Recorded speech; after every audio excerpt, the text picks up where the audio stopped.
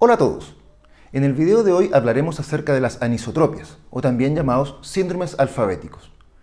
Nunca es bueno comenzar explicando lo que algo no es, pero en este caso voy a hacer una excepción, ya que muchas veces me he encontrado con becados o colegas en examen de convalidación que confunden el concepto. Los síndromes alfabéticos no son estrabismos verticales, sino que son incomitancias verticales de estrabismos horizontales, es decir, constituyen una diferencia en la desviación horizontal, ya sea endo o exotropia, en el eje vertical, entre la supra, ppm e infraversión. Así, si las diferencias en el ángulo de desviación superan cierto nivel, estamos frente a un síndrome alfabético, que toma su nombre de la letra del alfabeto que recuerda su forma. Por ejemplo, si una endotropia es menor en supra y mayor en infraversión, se llamará síndrome en B, ya que cierra más abajo y menos arriba. Así es que se constituyen diversos patrones según su forma. Patrón en B, que abre arriba y cierra abajo. Patrón en A, que abre abajo y cierra arriba. El patrón en Y, que abre exclusivamente arriba. El patrón en X, que abre arriba y abajo. Y finalmente el patrón en lambda, que solo abre abajo.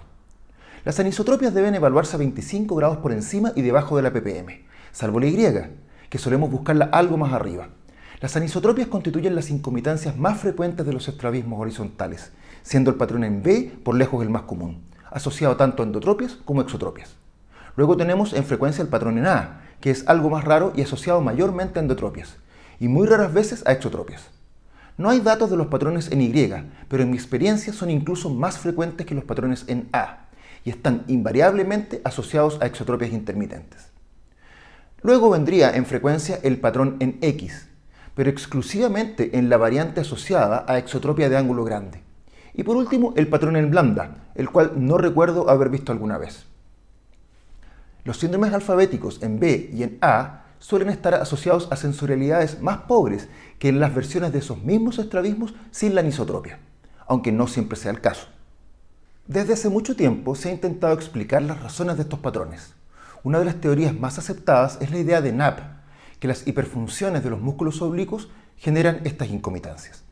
Por ejemplo, la hiperfunción de los músculos oblicuos inferiores, y por extensión la hipofunción de los oblicuos superiores, generaría la anisotropia en B, ya que en la mirada superior prima el oblicuo inferior por sobre el recto superior, imponiendo entonces su efecto abductor, mientras que en la mirada inferior el oblicuo superior inhibido no abduce, permitiendo al recto inferior potenciar la aducción.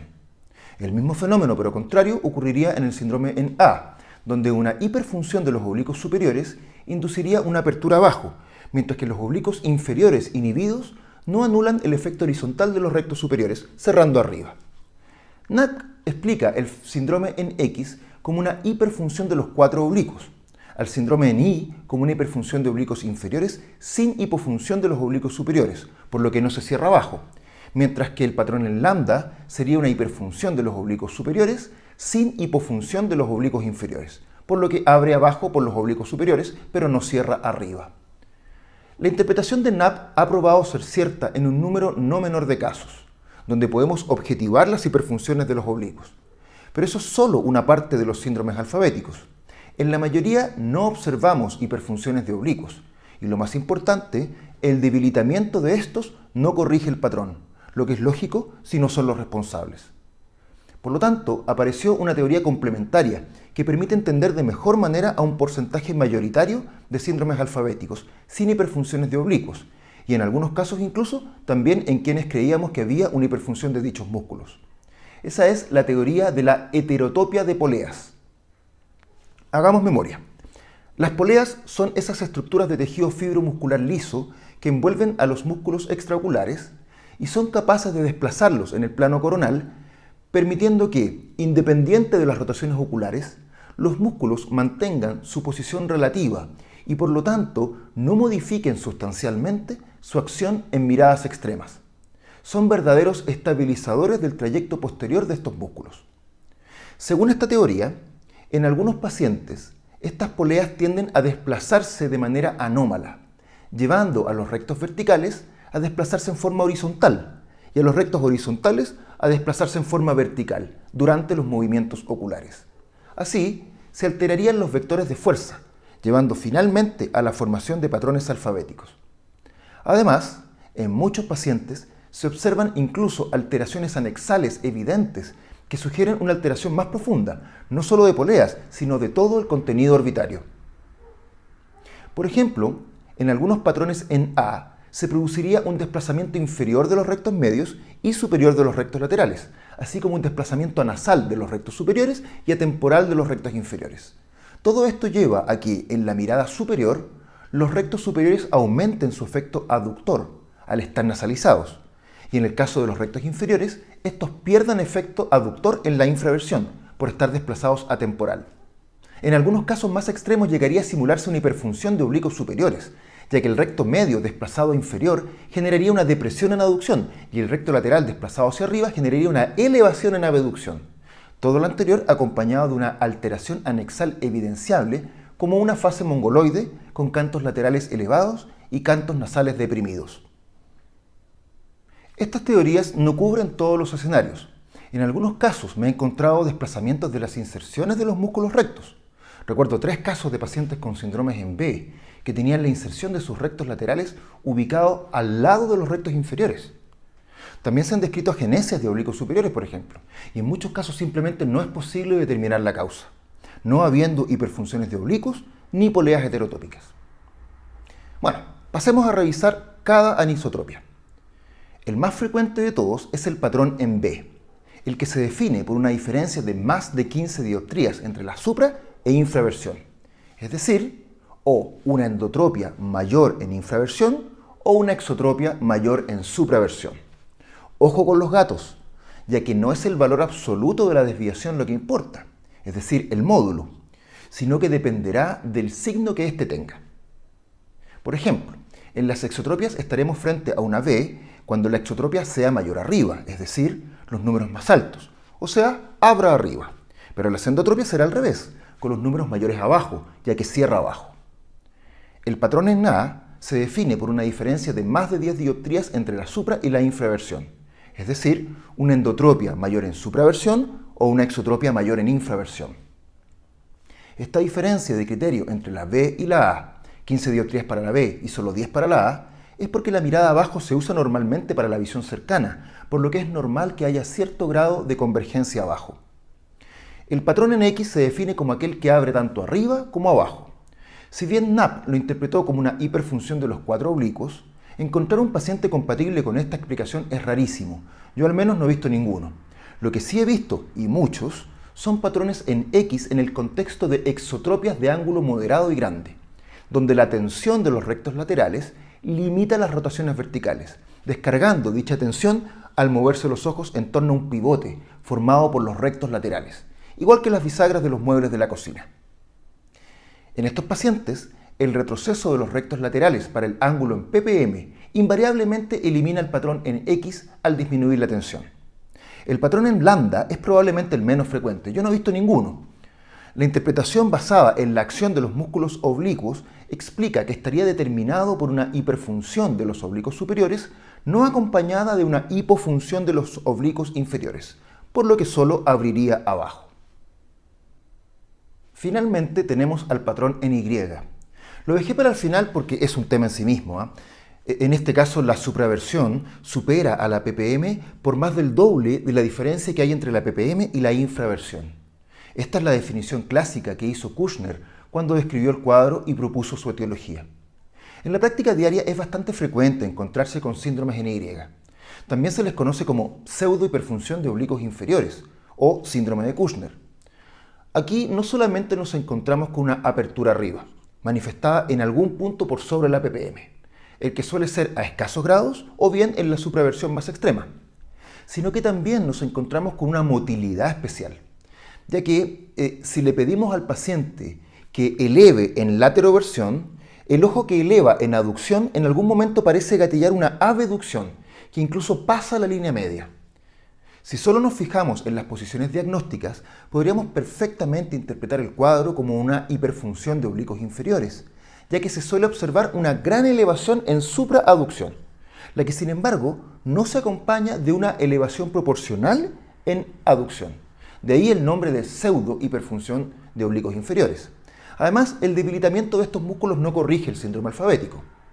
Veamos, Cuando tenemos una gran hiperfunción de oblicuos inferiores, como la que se supone estamos viendo en la supraaducción, necesariamente habrá algún grado de elevación en la aducción pura de ese mismo ojo, ya que los oblicuos inferiores actúan verticalmente de manera más eficiente en la aducción. Pero en estos pacientes, pese a observar una llamativa elevación en supraaducción, no vemos ninguna elevación en aducción, ni tampoco se observa extorsión macular al fondo de ojo. Si a eso le sumamos que el ojo que eleva en aducción en algún momento abduce, tenemos hecho el diagnóstico. El síndrome en Y tiene sus propias teorías. Kushner lo describió por primera vez y propuso un mecanismo de coinervación entre el recto superior y el recto lateral, algo parecido al síndrome de Duane, de ahí que algunos también le llamen Duane tipo 4 a este síndrome. En esta teoría, sobre cierto nivel de impulso inervacional al recto superior, se gatilla un impulso al recto lateral, lo que lleva a la abducción del ojo no fijador, tanto por la acción de su propio recto lateral como por la acción del recto lateral del ojo fijador, el cual, como no puede abducir ya que está fijando, transfiere ese impulso al otro ojo. Otra teoría más reciente es un derivado de la heterotopia de poleas, que explica el fenómeno porque en supraversión se induciría un desplazamiento temporal de los rectos superiores y un desplazamiento inferior de los rectos laterales, lo que modifica la suma vectorial de fuerzas de los músculos extraoculares, llevando a un fuerte estímulo abductor para el ojo en supraaducción. El tratamiento del síndrome en Y es el desplazamiento máximo a superior de los rectos laterales durante la cirugía de exotropia, lo que llamamos transposición superior, a veces incluso llevándolos al borde temporal de los rectos superiores. No solemos tratar todas las pseudohiperfunciones de oblicuos inferiores, ya que si se encuentran bien en ppm, molestan muy poco y casi nunca son notorias, en especial en personas adultas, que usan mucho menos la supraversión. Solo tratamos la Y si además debemos tratar la exotropia asociada. El mecanismo de acción de dicho desplazamiento lo explicaré más adelante. El tratamiento de los síndromes alfabéticos dependerá de si están asociados o no a hiperfunción de oblicuos. Así, cada vez que veamos un síndrome en B, buscaremos la hiperfunción de oblicuos inferiores. ¿Y cómo? Recordemos que definimos el síndrome alfabético por la incomitancia vertical del estrabismo horizontal, pero también debemos buscar alturas en las lateroversiones. Si encontramos elevación en aducción, en especial si se asocia a extorsión macular, entonces la solución del síndrome alfabético pasa por eliminar la hiperfunción de oblicuos inferiores con la fórmula de debilitamiento preferida. Recordemos que en estos casos debemos calcular la cirugía horizontal para el ángulo en ppm, y el síndrome alfabético se corrige corrigiendo la hiperfunción de oblicuos inferiores. Si enfrentamos una A, haremos lo propio con los oblicuos superiores, es decir, buscaremos la depresión en aducción y la intorsión macular. Mi recomendación aquí es que reservemos la cirugía de debilitamiento de oblicuos superiores solo para hiperfunciones notorias, ya que esta cirugía es menos predecible. Pero ¿qué pasa si no logramos objetivar las respectivas hiperfunciones de oblicuos? Entonces, el colapso del síndrome alfabético se logra a través de otro mecanismo, el desplazamiento vertical de los rectos horizontales durante la cirugía del estrabismo horizontal. Recordemos que en las cirugías de ángulos horizontales solemos retroceder o resecar los rectos horizontales. Bueno, en este caso, cuando realicemos dicha cirugía, aprovecharemos de desplazar la inserción, ya sea arriba o abajo, según corresponda. El principio de este mecanismo es el retroceso o adelantamiento que se produce de la inserción del músculo cuando el ojo rota verticalmente. Esto quiere decir que si desplazamos hacia arriba la inserción de un recto horizontal, cuando el globo ocular rote hacia arriba, la inserción retrocede, lo que sabemos provoca un debilitamiento de su acción. Y si el globo rota hacia abajo, la inserción se adelanta, aumentando la tensión y por lo tanto la fuerza contráctil de ese músculo. Lo mismo ocurre si desplazamos hacia abajo una inserción. Al rotar hacia abajo el globo ocular, la inserción retrocede, debilitando el músculo. Y si rota hacia arriba, la inserción se adelanta, fortaleciéndolo.